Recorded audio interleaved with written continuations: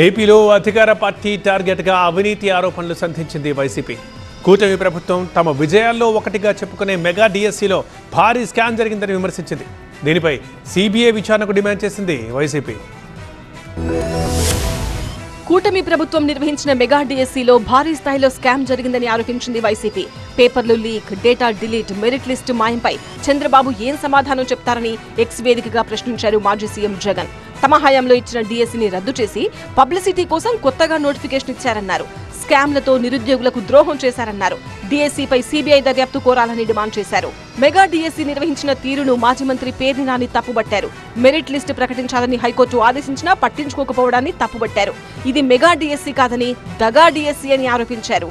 బీడీలో state first ఎవడొస్తాడా అంటే అందులో పనిచేసేటువంటి కాంట్రాక్ట్ ఎంప్లాయీకి స్టేట్ ఫస్ట్ వస్తుంది.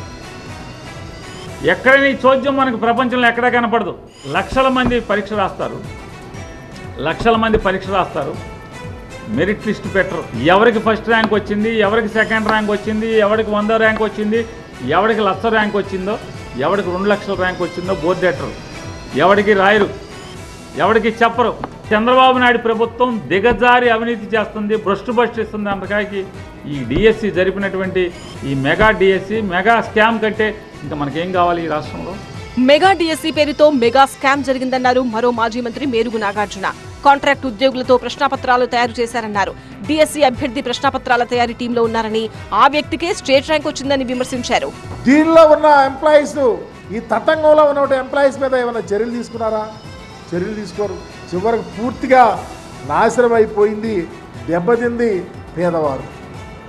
ఎవరైతే ఉద్యోగాల కోసం చదువుకున్నారో, ఎవరైతే ఉద్యోగాలు వస్తాయని ఆశపడ్డారో, ఎవరైతే రాష్ట్ర ప్రభుత్వాన్ని నమ్మి డిఎస్సి వేసింది మాకు ఉద్యోగాలు వస్తాయి అని చెప్పి ఆశపడ్డారో వాళ్ళని అన్యాయం చేశారు.